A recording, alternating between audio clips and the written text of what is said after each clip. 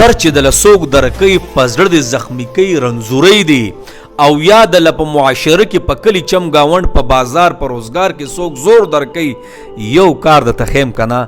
دا ورسره شروع کا په میاشت کې به هغه پوزیشن بدلي دا یاد ساته ښه په میاشت نه په ورځو کې هغه څه دی ته خبرې الله صبر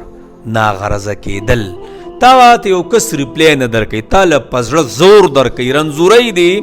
او تاله نور درد غم درکوي په هغه ځان ناغرضه کا او صبر کوه ته لږ صبر اختیار که که نه هغه تاړو وایه چې تاړو صحیح نه ته بیا ګوره مړه چې هغه ستا په دې خپو کې پروت نه یو کنه اوس چې هغه د هغه ځای نه لږ زور درکوي او ته ځان له سیوا زور ورکې الله نو هغه وایي راشه زور وله ورکومه نو بیا به صحیح